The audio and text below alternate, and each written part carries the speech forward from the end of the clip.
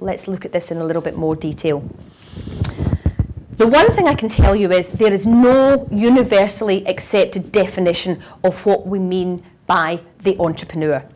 Now, many of you, when you were growing up, would have read Winnie the Pooh, and you may have be familiar with the term the heffalump. Now, I wasn't able to find online a picture of the heffalump, so I've put like a little curious alien type figure here.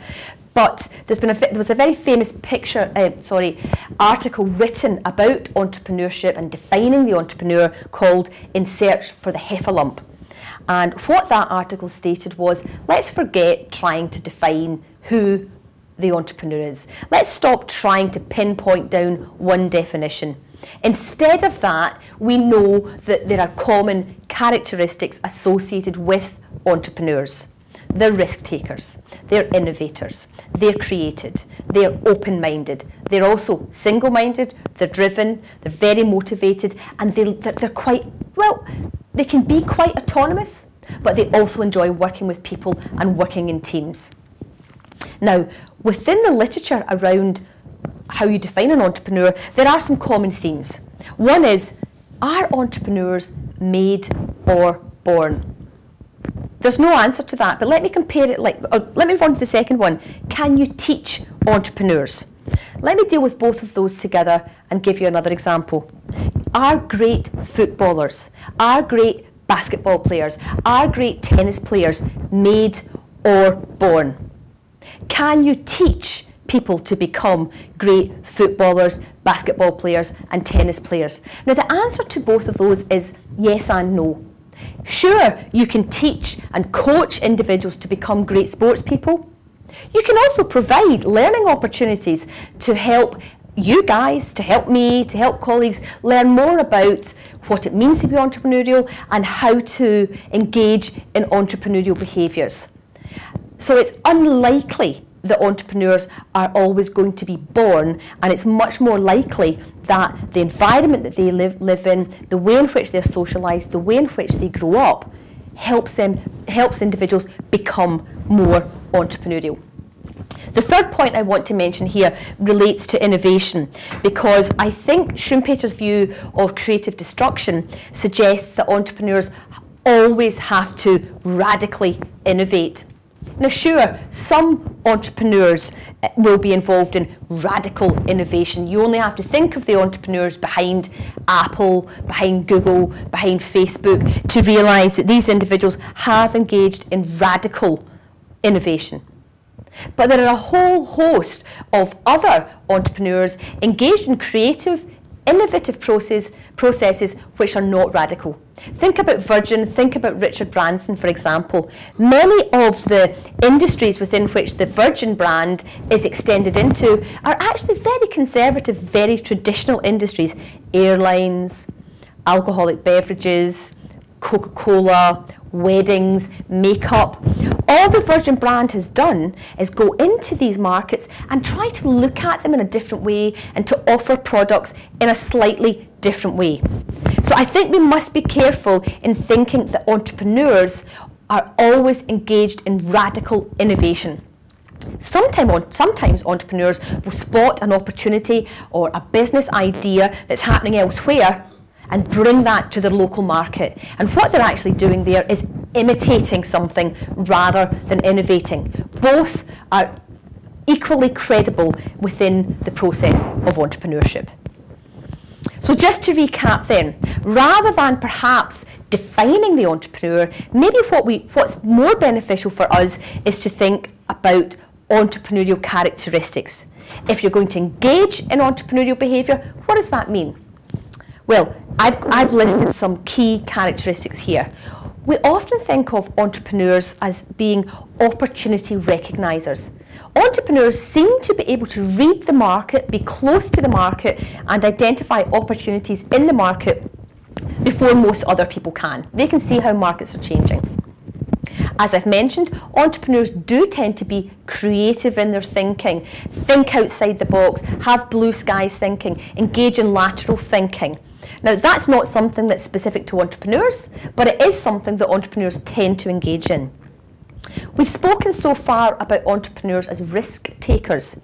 Now, I think, again, we need to qualify that. It is probably much more accurate to suggest that entrepreneurs take calculated risks. So they're very, very good at weighing things up, at taking balanced risks. Risks which may require their financial and personal investment, but risks that they believe have got a really good chance of having an impact, having an effect. Something that you might not always think about, but sometimes entrepreneurs are regarded as engaging in deviant behaviour. Now, what do we mean by that? To say deviant behaviour is possibly a bit unkind, but what we mean here is they will engage in more risky, creative behaviour which is not regarded as the normal way of approaching a particular business, a particular industry sector. And because of that, often human nature makes us think such behaviour is deviant.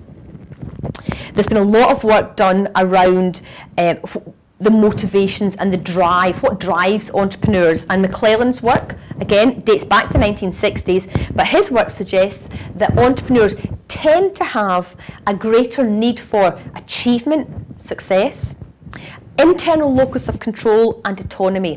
What does that mean? They prefer to run businesses or to spin out businesses or to manage projects rather than be managed by others. So you can see here I'm not restricting this type of behaviour only to running a business, but actually to all aspects of society. And of course, entrepreneurs are often associated with being an inventor, being an innovator, and as we've just discussed, also perhaps imitating really good ideas from other markets and bringing them back to where the entrepreneur is located. Now, I've put up a list for you here of contemporary entrepreneurs. I'm not going to talk through this list at all, but I just thought at this stage in the presentation it might be useful for you to pause and to have a look at some of these names here, and perhaps you might want to go and do an internet search on them and you can find out a little bit more about these contemporary entrepreneurs. And you will find that these entrepreneurs are engaged in all types of businesses, in all types of industry sectors, and they engage in entrepreneurial behaviour not only to make money for themselves, but also to have a broader impact on society. So, I suggest that we stop defining the entrepreneur and instead we recognise these facts. Entrepreneurs are diverse. They have diverse backgrounds, diverse experiences, diverse management styles and diverse motivations. They can be young, they can be old, they can be men, they can be women, they may have been at university, they may not have been at university, they come from many different cultural backgrounds. So entrepreneurs are diverse, therefore it's impossible to define the entrepreneur.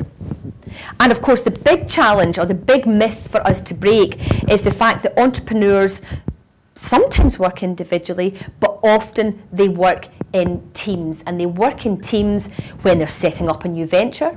They work in teams within organisations when they're setting up a new project. So I think this team component of entrepreneurship has often been forgotten. So the second part of this presentation, or what I want to move on to before we conclude, is this newsflash. Let's call it a newsflash. Entrepreneurs and entrepreneurship can occur within diverse contexts.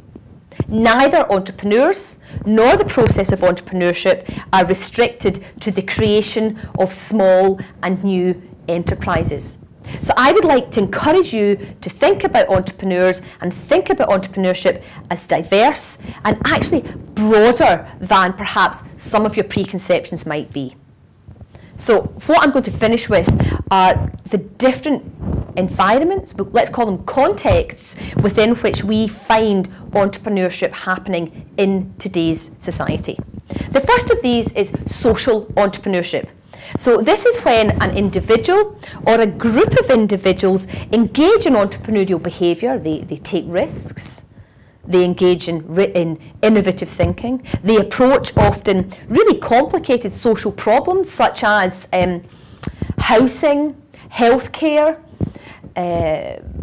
maybe the need for healthy eating, but they approach these problems in different ways.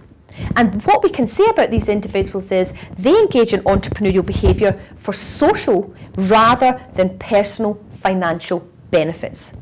Now, some examples that you will be familiar with here. I'm sure many of you will buy The Big Issue. So The Big Issue was established by John Bird. So we can suggest that John is a social entrepreneur.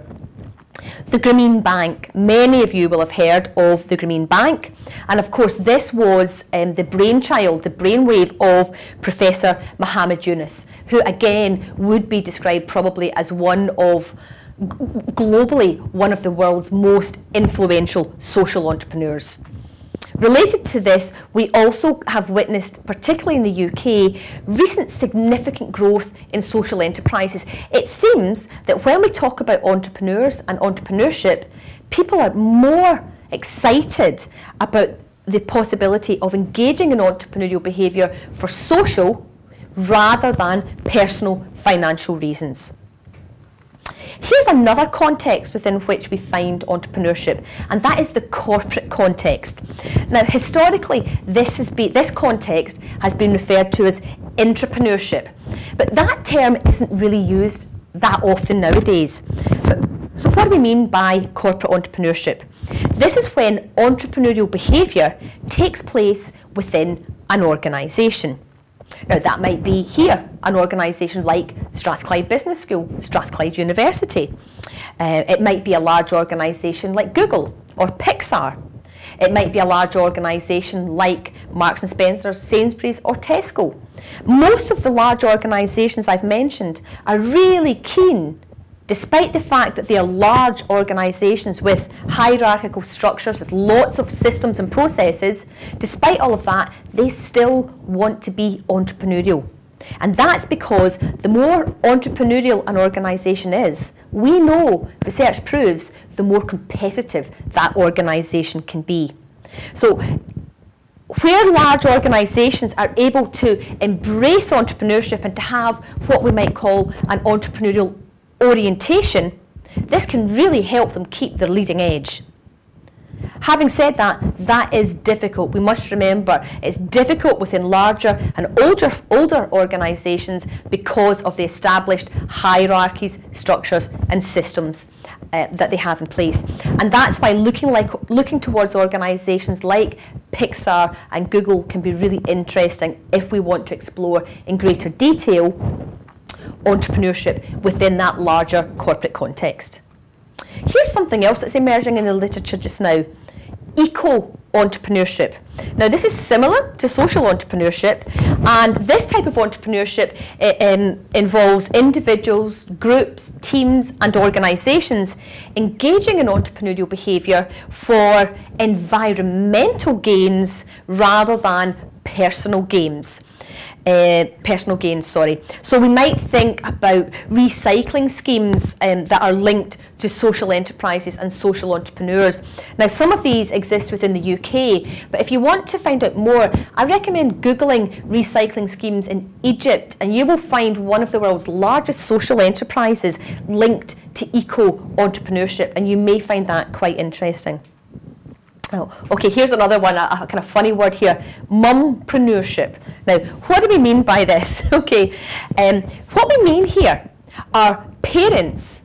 Now, we're talking about mums, but it may also be dads, okay? But the phrase that's been used is mumpreneurship. Parents, perhaps, typically, who've been working, they take time out of work to have their children, and when they do that, they spot some opportunity. And they think, actually, I want to combine parenthood with running a business. Now, this is a growing phenomenon, and probably a great example for you guys to look at is Mumsnet, and you can Google that, you can go onto the website and find out more. One thing I would say, this type of entrepreneurship is often mistakenly regarded as a lifestyle choice. Oh, I'll combine running a business whilst bringing up a family. Research actually suggests that that's really difficult to do because children 24/7 can be very demanding, and therefore when you are running a business and bringing up families, that in itself will present different types of challenges. Okay, to finish with then, let's talk for a few moments about the importance of entrepreneurship in contemporary society. There is a mountain of research that you can draw upon that demonstrates that entrepreneurial firms are important economically and socially. Economically, they create jobs, so they contribute to job generation. They take risks, they innovate, so they move markets forward, they engage in creative destruction, they shake up markets, they create new opportunities, and by doing so, they contribute to economic growth. What we know is where an economy has strong economic growth, it is then in a better position to also provide wider societal benefits. So there's a strong link between entrepreneurship, economic growth, and social benefits. As a behaviour, entrepreneurship is something that you and I can engage in. Entrepreneurship is a behaviour that reflects creativity, flexibility, the ability to engage with the environment, to learn from the environment. And if we think about entrepreneurship in these ways, we begin to identify that entrepreneurship is a behaviour that we can use ourselves, in teams, with others, in lots of different contexts. So this is something that could be very important to yourselves as you make your way through your career and learn more about being entrepreneurial in the 21st century. I hope you've enjoyed this short talk. We've covered a lot, and I'll say goodbye now. Thank you.